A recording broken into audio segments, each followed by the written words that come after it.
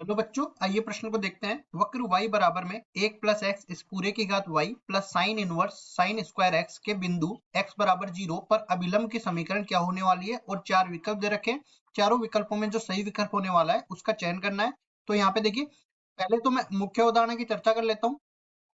मुख्य उदाहरण यहाँ पे हम लोग कुछ इस तरह से बता देते हैं क्या कि ये y बराबर में अपने को वक्र का समीकरण मान लो एफ एक्स के बराबर दे रखा है। ठीक है जी। अब इसके बाद में मान लो कोई बिंदु दे रखा है पी एच कोमा के। अब अगर मेरे को अभिलंब का ढाल निकालना है तो अभिलंब का समीकरण भी निकाल सकता हूँ, अभिलंब का ढाल भी निकाल सकता हूँ। कैसे? देखो, एक बार इसका अवकलन करेंगे dy बटा dx के बराबर हो जाएगा और ये मान लो f डैश x के बराबर हो गया। ठीक है जी। अगर मेरे को पहले स्पर्श रेखा का ढाल निकालना है तो स्पर्श रेखा का ढाल कैसे नहीं मिलेगा? dy बटा dx में हम लोग बिंदु को रख देंगे h कोमा k को। ये आ गया स्पर्श रेखा का ढाल। लेकिन हमें तो क्या चाहिए? अभिलंब का ढाल चाहिए।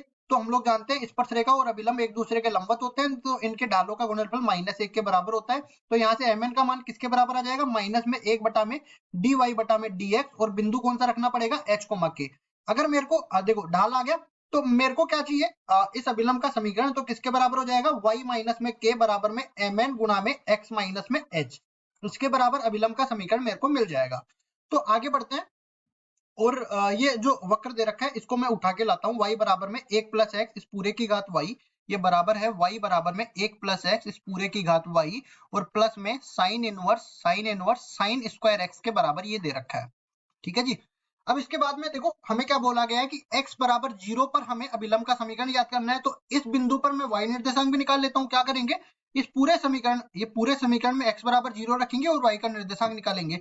y बराबर में 1 प्लस 0 इस पूरे की घात y प्लस साइन इनवर्स और यहाँ पे बन जाएगा साइन स्क्वायर 0 के बराबर। तो हम लोग जानते हैं कि एक की घात चाहे कुछ भी लो, लेकिन वो अपने पास नियमित मतलब अपने पास निश्चित राशि होनी चाहिए, कभी भी अपरिभाषित नहीं जानी चाहिए।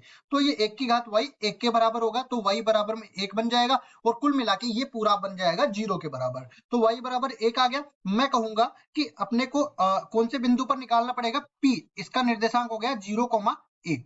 इस बिंदु पर हमें अभिलंब का समीकरण निकालना है।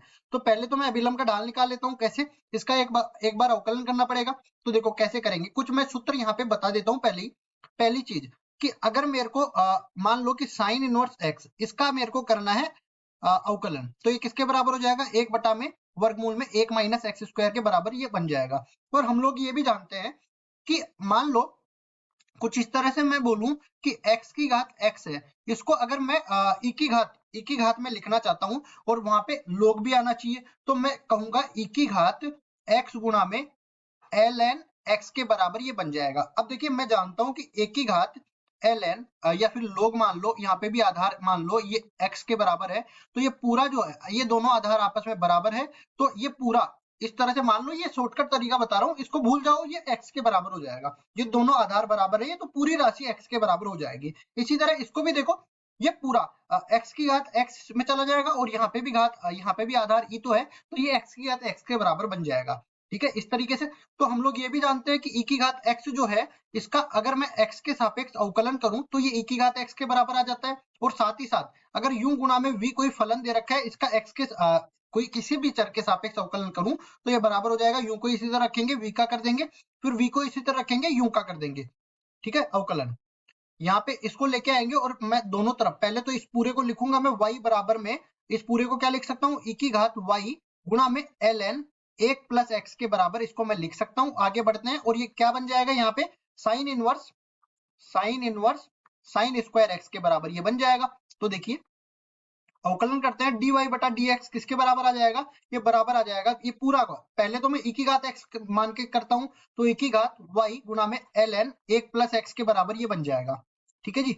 अब देखो अंदर वाले का भी तो करना पड़ेगा, तो अंदर वाले का कैसे बनेगा? y को इसी तरह रखेंगे, ln 1 प्लस एक्स का हो जाएगा 1 बटा में 1 प्लस एक्स, और इसी तरह अब ln 1 प्लस एक्स को इसी तरह रखेंगे plus ln 1 plus x y का करना पड़ेगा, तो ये dy बटा dx के बराबर हो जाएगा। अब देखिए ये बच गया, इसका भी तो करना है, तो इसका मैं कैसे करूंगा?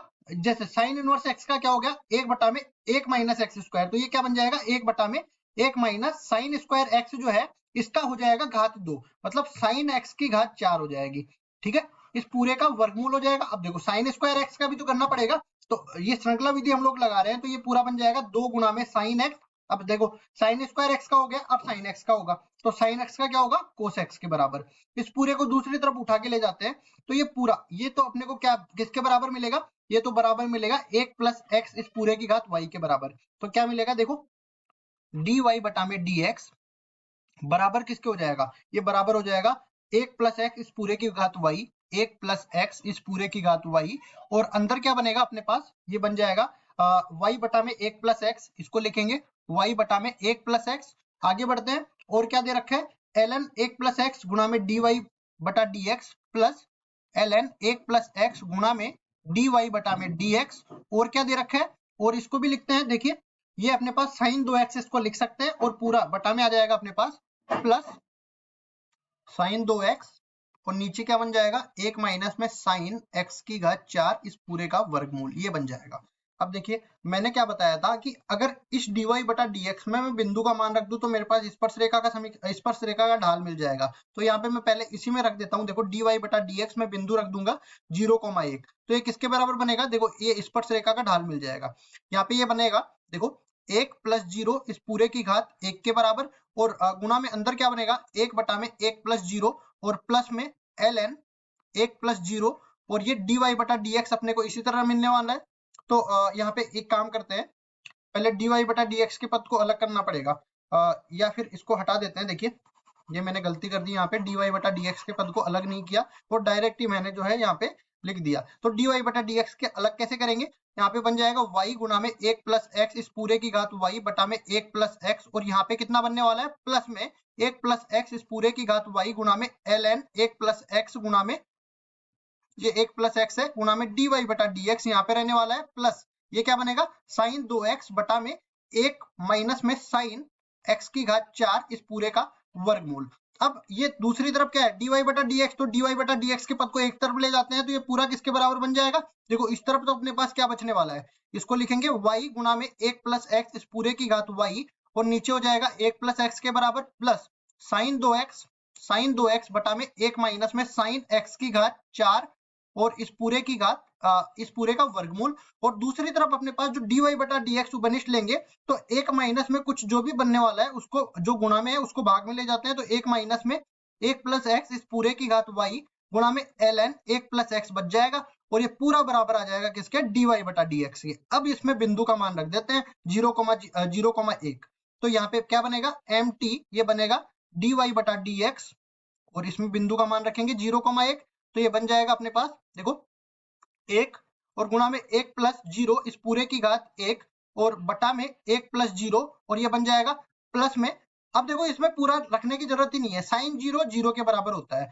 और नीचे क्या देख लेंगे, y 1 माइनस में यहाँ पे पूरा किसके बराबर बनेगा, 1 इस पूरे की घात 1 के बराबर, और ये ln 1 के बराबर बन जाएगा। तो यहाँ पे हम देख सकते हैं ये पूरा अपने पास किसके बराबर आने वाला है, 1 के बराबर। यहाँ पे 0 है, इसका कोई मतलब नहीं है। नीचे भी देख लेते हैं, ये ln 1 का मान 0 के बराबर होता है, तो ये भी 0 बन गया, यहाँ पे भी 1 रहने वाला है, पूरा 1 के बराबर आ गया।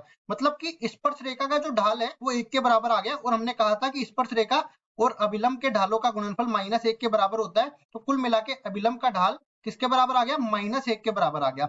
अभिलंब का ढाल आ गया, और अभिलंब पे स्थित एक बिंदु मेरे को पता है P, जिसका निर्देशांक है 0,1। तो अब मैं अभिलंब का समीकरण भी निकाल सकता हूँ, ये किसके बराबर हो जाएगा, देखिए y-1 बराबर में -1 गुणा में x माइनस में 0, इस तरह से बनेगा। आगे इसको हल कर लेते हैं, तो y-1 बराबर में माइनस का x, इसको आगे हल करते हैं तो x प्लस y बराबर में 1, इस तरह से ये अभिलंब का समीकरण आ जाएगा। x प्लस y बराबर में 1, देख लेते हैं कौन से विकल्प में आ रहा है, x प्लस y बराबर 1 ए विकल्प में आ रहा है, तो ए विकल्प बिल्कुल सही उत्तर हो जाएगा। आशा करता हूँ ये सवाल आपको समझ में आया होगा।